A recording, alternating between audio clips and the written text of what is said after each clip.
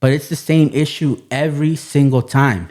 And it's like, what is the coaching staff doing? How do you guys not see those small issues and work on it during practice? What are we doing during practice, during team meetings? What are you getting? You ever had an ice room before? We have quite a day. Obviously, we had a tough practice. Ravens flock, what the flock going on? Welcome back to another video on our YouTube channel, Flocking Ravens. And on today's video, we're going to be talking about the game we just finished watching versus the Pittsburgh Steelers. Yo, killing me with this. I honestly don't even know where to begin because this game just felt so out of reach from the very start of the game, because our offense felt like they just never showed up. The game started at 1 p.m. and it felt like nobody showed up to the game on offense. When it comes to the defense, I feel like the defense did their job.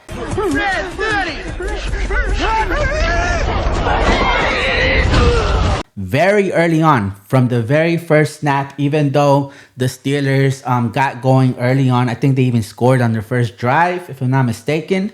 But whatever the case is, I feel like the defense did help out and they did their part to the best of their ability, right? Because it's only so much, and I've been saying this since the last game, it's only so much the defense can do. If your offense is not helping out, they're not keeping you off the field, eventually the defense is going to tire out and they're just going to start just letting them get through, right? So even like that, I felt like the defense never gave up. I felt like they kept playing for Ray Lewis. And this is getting very old because I see Harbaugh always brings Ray Lewis to these big games that he needs us to win. You talk about firing up a home crowd. They're honoring the 25-year anniversary of the 2000 team that won the Super Bowl and Ray Lewis. And yeah, our defense for the majority of time does show up, but it's always the offense that never shows up when it matters. And that does include Lamar Jackson. That does include Zay Flowers. I mean, Zay Flowers had a pretty decent game, but you can't just put it all on Zay Flowers, right? You have to get everybody involved. You have to find a way to get DeAndre Hopkins involved. Find a way to get Mark Andrews involved. Find a way to get Patrick Ricard. I don't care. Find a way to get everybody involved. It can't just be run, pass to Zay Flowers. Like, our play calling is very, very predictable. Allegedly, that's ignorant. Extremely predictable. And I mean, it's obvious why our offense never got up to speed, because you're going to be 3-and-out if you just keep running the same plays over and over and over, right? And we took a big loss today with Keaton Mitchell's knee injury, because that kind of kept the Ravens offense well balanced, right? Keaton Mitchell did help out the offense, but the moment he got the knee injury and was out for the game, I feel like that's when our offense took a big dip. They took a big dip. And like I said, man, we just never bounced back, honestly. We just never really, truly bounced back. In this game, I feel like a lot of things were exposed, right? For one, in this game, Lamar Jackson finally spoke up with the O-line. Just how trash this O-line is. When Lamar Jackson threw that interception, they reported... Well, I'll let you guys see the video. And some frustration brewing on the Ravens sideline after that interception. Lamar threw his helmet. He then had a talk with right guard Daniel Faalele, who said they know it's coming every time. And then Zay Flowers came over as well. This is very important because you need Lamar Jackson, your franchise quarterback, to speak up, because we're counting on you to tell us what is wrong. Why are we losing games? And why are we having bad games even with a win? We need you to speak up. Otherwise, you can't expect change if you don't speak up, because everybody else, you keep hearing it every single week. We love our guys. We're content with our guys. Our guys are doing great. We keep hearing that from the head coach, the general manager, and the owner. So if you truly want some sort of change, you have to speak up, not just off cameras. It comes down to even after the game. You know how you guys have those pressers? That's when you gotta speak up. You gotta stop saying it's on me, because that's not going to force a change. So I'm happy that we finally got to see Lamar Jackson and Zay Flowers hold Daniel Faalele accountable. Because, yeah, there was even a horrible sack that Lamar got, and I look and see who was the one that gave up that play. Daniel Faalele. Daniel Faalele every single time. I'm not even going to say Daniel Faalele because I'm not even playing right now. Like, this is so serious, man. It's annoying to keep watching games every single week and you have the same mistakes. Now, I don't think we should replace Daniel Faalele with Ben Cleveland, because I remember Ben Cleveland was just as trash as Daniel Faalele. Because when Ben Cleveland was out there on that field, I was one of the fans that was begging the front office to take him out and put in Daniel Faalele, because we haven't seen him yet. I wanted to see what he has, because we heard our guys are great. We're content. We're not going to bring anybody else in because we like our guys. Fine. Ben Cleveland didn't work out. Let's see what the other guys say. But both of those players were trash. And you're going to get up there and say, we're good. We don't need to trade for anybody. We don't need to make any offseason signings. Like, that's crazy. So this is pretty much letting you know the front office failed Lamar Jackson and the fans. They failed us because it comes down to the head coach, it comes down to the general manager and the owner. You can't keep getting away with it! Because one of those three has to step up. I get it. Maybe John Harbaugh is stuck in his way, but that's when Eric DeCosta has to step up. And if Eric DeCosta can't do that, at the very minimum, you would expect at least the owner to have some say in it, right? But everybody backed up John Harbaugh, Eric DeCosta, and the owner.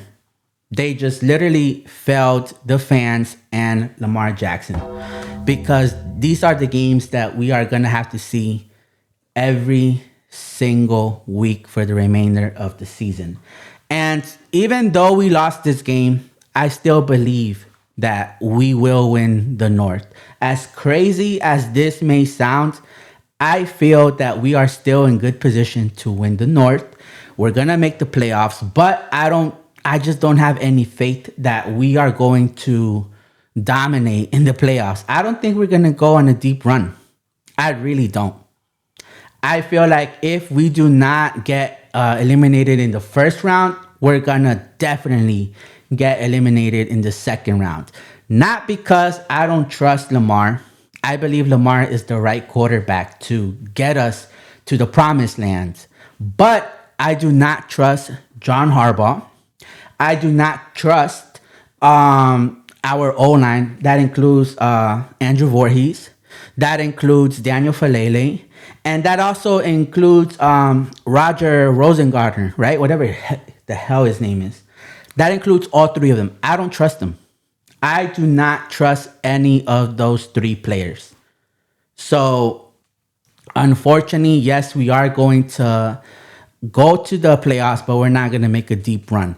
Now, if we don't make a deep run, or worst case scenario, we don't even make the playoffs, I think there shouldn't be any more questions if John Harbaugh and the Ravens need to part ways. Because y'all keep saying, oh, no, we shouldn't fire him. He did so much for us, whatever. Fine. Y'all don't want to fire him? Then put out those corny statements saying that we mutually agreed to part ways. And that's it. End of story. If you guys want to keep him on the staff as a scout or whatever the hell you want to put him as, go ahead. But when it comes to him being the head coach, I think like we're overdue for a change. Would you guys agree? Or are you guys still rocking with John Harbaugh after this season? If we don't make it, and also if we get eliminated like we always do for the same reasons, because we couldn't keep running the ball, because y'all saw with Derrick Henry, if you just keep feeding him the ball, he's eventually gonna get loose. Pause. But you just gotta keep feeding him the ball, bro. And he only gets better as the game goes on. You guys are seeing it. And you guys saw how good the balance was between Derrick Henry and Keaton Mitchell. And Harbaugh has been saying, he doesn't have a spot in the roster because he's not good at blocking. So we decided to bring on Rasheen Ali. No shot at him. But I feel like Keaton Mitchell brought so much more value to this team than Rasheen Ali. What, his punt returns? 20 yards? Like, we don't need none of that. That didn't make a huge difference. His blocking too, trash. I mean, what's the point of you blocking and Daniel Faalele, you know? You can't keep getting away with this! Like I said, guys, I feel like we are way overdue for a change in the head coach position, because we seem to have the same issue at the start of the season every single year, where we don't have an identity. Our defense can't get to a quick start. Same with the offense. We don't put out the right personnel. We blow big leads. Like, we have these issues every single start of the season, where we have to, by week 7, start fighting like it's a playoff game. When we make the playoffs, we make the same simple mistakes. Lamar Jackson is not improving when it comes to the quick pass, the no-look pass, and the screen passes. I've been saying this for like 4-5 weeks now. Even since last year. I didn't say it as often, but I've been saying Lamar Jackson needs to work on the screen pass. Lamar Jackson needs to work on the no-look pass. Lamar Jackson needs to work on the quick pass. Every single time he passes to Derrick Henry, I think he probably completed 2-3 at most, 3 passes to Derrick Henry. And Derrick Henry, if he catches those, if they're thrown like right to the hands, he could easily go off for 10-20 yards. But it's the same issue every single time. And it's like, what is the coaching staff doing? How do you guys not see those small issues and work on it during practice? What are we doing during practice, during team meetings? Like, enough with the inspirational quotes. Start looking at all these mistakes and find a way to fix it. We're way overdue for a change in our head coach position. Way overdue. Anyways, flock, I want to hear what you guys think about this entire situation. Lamar Jackson finally speaking up to Daniel Faalele, and Zay Flowers also got at Daniel Faalele. I want to know, how do you guys feel about us losing this game? Are we still going to win the division? Do you guys think that if we are to win the division and we make it to the playoffs, are we going to make a deep run with this coaching staff, this O-line, and just how horrible our offense has been looking for the past? This is Lamar's first game that he's thrown a passing touchdown. His first passing touchdown in what, like 8 games? That's crazy, fam. Was it 8 games? I don't know, but it's been a while since Lamar Jackson has thrown for a passing touchdown. So I just feel like this offense is not capable of making a deep playoff run. I want to know what you guys think down in the comments. Let me know, how do you guys feel about all of that? Make sure you like the video, subscribe if you're not already subscribed to this channel. And with that, I'm going to see you on the next video.